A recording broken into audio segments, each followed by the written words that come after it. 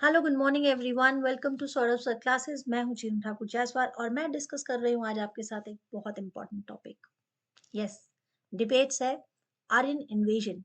आर्यन भारत में इन्वेड करके आए, आक्रमण करते हुए आए, या फिर आर्यंस यहीं के थे, भारत के ही थे। जी हाँ, टॉपिक है।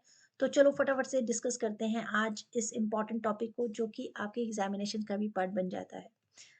So friends, competitive level examination 2024 आपके साथ बहुत सारे इंपॉर्टेंट इन्फॉर्मेशन जल्दी ही शेयर होती रहेंगी इस चैनल पर। तो जुड़े रहिए, चैनल पर सब्सक्राइब कीजिए, लाइक कीजिए और बताते रहिएगा आपका अपना एक्सपीरियंस या अपना पॉइंट ऑफ व्यू कि किस इम्पॉर्टेंट टॉपिक के लिए आपको या एग्जामिनेशंस के लिए आपको प्रिपेयर करना है। तो चलो, अभी तो ये है आर्यन क्वेश्चन की आर्यन इन्वेजन जो था, थ्योरी जो थी, वो ट्रू है या फॉल्स है, यानी मिथ है, फैक्ट है या थ्योरी है सिर्फ। यानी भारत में आर्यन ने अटैक किया, इन्वेजन किया और यहाँ पर आकर हड़प्पा सिविलाइजेशन को नष्ट किया और यहाँ पर राज करने लगा, ये थ्योरी दी। और ये थ्योरी देकर ये साबित करने की कोशिश की गई कि आर्यंस एक ऐसी जाति थी जो बाहर से आकर यहाँ पे बसती है। लेकिन हमारे इंडिजीनियस यानी हमारे जो भारत से रिलेटेड स्कॉलर्स थे, वो इस थ्योरी को मानने के लिए तैयार नहीं थे।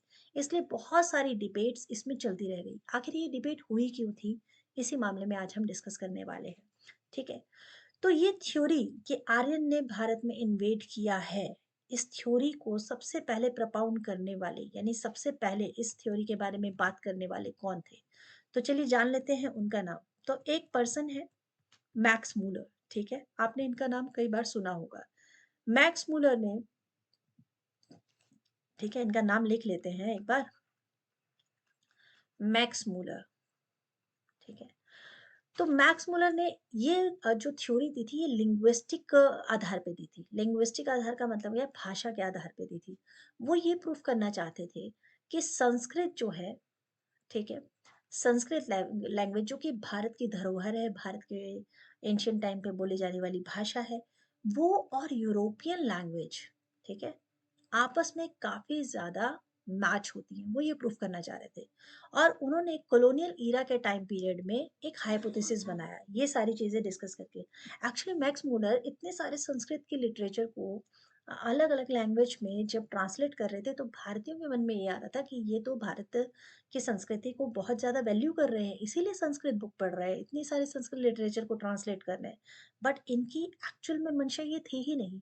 ये तो जस्टिफाई करना चाहते थे कि भारत पर ये अपने रूल को किस तरह से जस्टिफाई करे, कि क्यों भारत पर ये जो है काबू करना चाहते हैं, भारत पर ये क्यों रूल करना चाहते हैं, ऐसा क्या वजह है कि अपनी जो इतने सारी बैटल्स लड़ रहे हैं, इतने सारा युद्ध लड़ रहे हैं भारत के राजाओं से।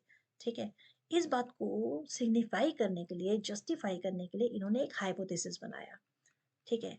एक हाइपोथेसिस बनाया जिसमें क्या इन्होंने प्रपाउंड किया, क्या इन्होंने सिद्ध करने की कोशिश की कि जो आर्यंस थे वो इन्वेडर थे। ठीक है।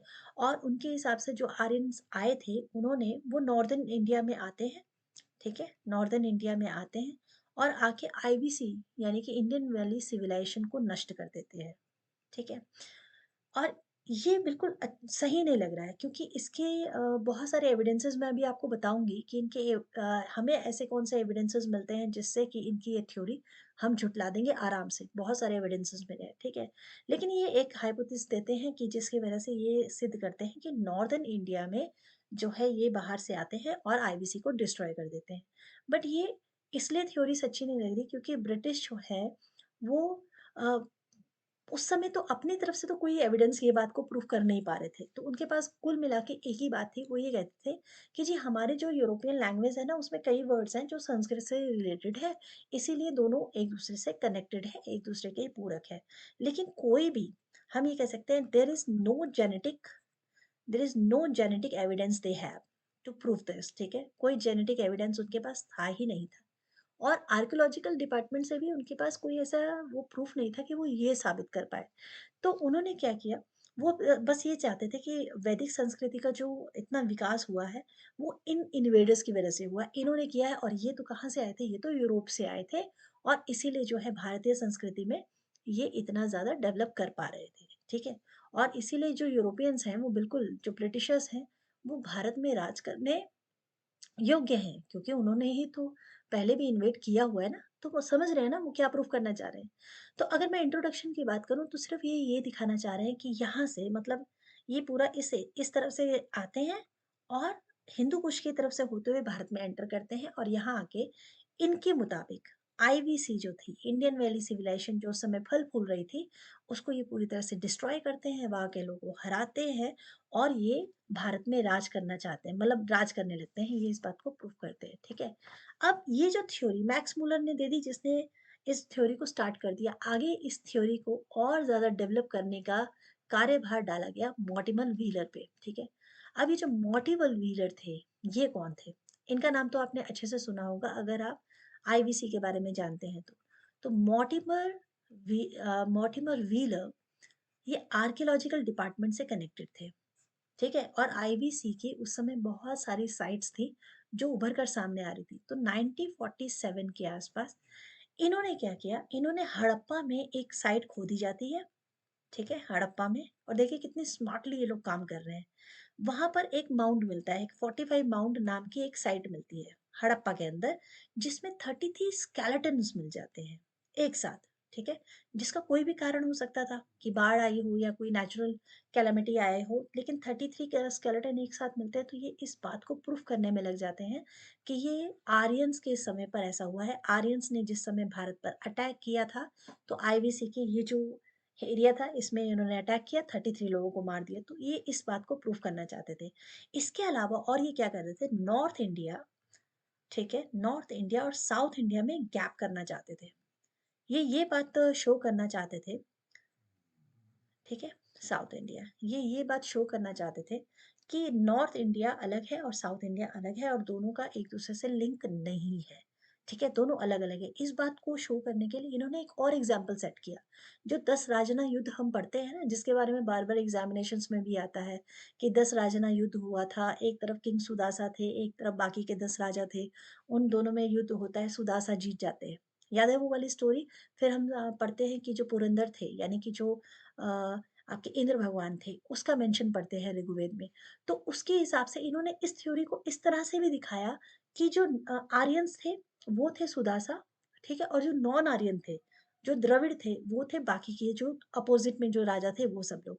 तो उससे क्या हुआ, इन्होंने एक ना बीज बो दिया, नॉर्थ और साउथ इंडिया के बीच में जो गैप आ गया और जो आज तक गैप है, ठीक है? दोनों एक-दूसरे को अलग-अलग समझते हैं, स्पेशली जो साउथ इंडिया है, वो अपने आप को द्रविड़ सोसाइटी का समझकर बिल्कुल नॉर्थ इंडियन को अलग ही समझते हैं और लैंग्वेज के आधार पे भी बहुत सारी चीज़ें थी, जो कि इन दोनों में गैप को बढ़ाती चली गई। तो डिवाइड एंड रूल का फ़ॉर्मूला तो इन्होंने बहुत अच्छे से यूज़ किया और ये काफ़ी हद तक उसमें सक्सेस भी रहे, ठीक है? डिवाइड एंड रूल, ओके, तो सक्सेस भी रहे। लेकिन गड़बड़ कहाँ हो जाती है, कहते हैं ना कि जहाँ पे लक जो थोड़ा-सा है वो कहीं न कहीं साथ दे जाता है।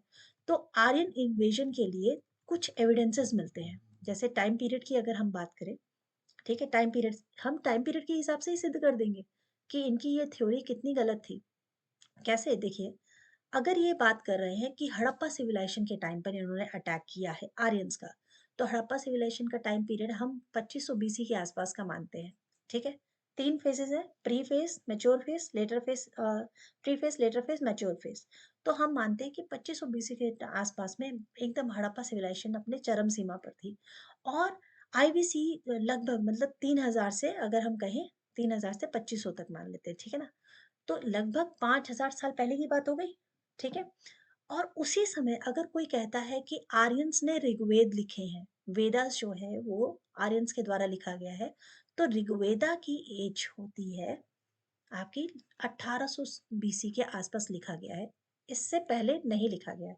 क्योंकि एक्यूरेट जो डेट पता चलती है 1800 बीसी के आसपास ऋग्वेद लिखा गया है जो कि पहला वैदिक टेक्स्ट है आर्यंस का ठीक है अगर हम यहीं पर टाइम पीरियड देखें तो दोनों को गैप देखिए आप तो यहीं से प्रूफ हो जाता है कि आईवीसी से कनेक्टेड नहीं थे ठीक है इस बात को और क्लियर करने के लिए और बेटर समझने के लिए मतलब इस बात को प्रूफ करने के लिए हमारे पास एक बहुत ही अच्छा इम्पॉर्टेंट जो एविडेंस आएगा वो अभी जस्ट मैं बताती हूँ पहले क्रिटिसिज्म सुनते हैं क्रिटिसिज्म जैसा मैं आपको बता रही हूँ कि बहुत सारे स्कॉलर्स अभी इस चीज़ को क्रिटिसाइज करने लग गए कि आपने जो हाइपोथेसिस बनाया आर्यंस का वो बिल्कुल गलत था आर्यन इन्वेजन थ्योरी के आर्ग्यूइंग के लिए आपके पास तो कोई सफिशिएंट कोई एविडेंस था ही नहीं लेकिन हमारे पास आर्कियोलॉजिकल इतने सारे एविडेंसेस थे, जिससे ये बात तो प्रूफ हो गई कि आर्यंस जो थे, उन्होंने आईवीसी को नष्ट नहीं किया था, ठीक है?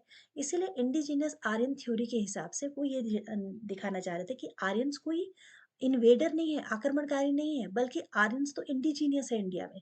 इंडिया के ही लोग हैं और वो हो सकता है माइग्रेट होके आए हों या यहाँ से कहीं और माइग्रेट हुए हों, लेकिन इसका मतलब बिल्कुल भी ये नहीं है कि वो इन्वेजन करने आए थे या वो इन्वेडर थे। तो इस तरह की थ्योरी जो होती है, भारत की थ्योरी बहुत सारी जो मतलब पॉपुलर है, जैसे कि बाल गंगाधर तिलक की दी हुई थ्योरी, ठीक है? तो इस थ्योरी से ये समझ में आ रहा था कि कुछ तो गड़बड़ इन लोगों ने की थी। ब्रिटिशर्स ने कुछ तो थ्योरी में मिलावट की हुई थी, इसी वजह से इस थ्योरी को करना पड़ा। अब इसके लिए सबसे बड़ा जो ये कह सकते हैं एविडेंस है, वो क्या मिला? वो था राखीगढ़ी का एक्सकवेशन, ठीक है? राखीगढ़ी। राखीगढ़ी कौन-सी जगह है? आईवीसी की एक बहुत इम्पोर्टेंट साइट है जो भारत में है।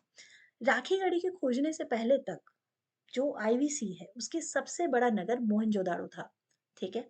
लेकिन जब राखीगढ़ी के साइट का धीरे-धीरे खोजना कंटिन्यू होता चला गया, जो आर्कियोलॉजिकल उसका डिपार्टमेंट से जितने भी एविडेंसेस मिलते चले गए, उससे ये कन्फर्म हो गया कि राखीगढ़ी तो मोहनजोदड़ो से भी बड़ा नगर था, ठीक है?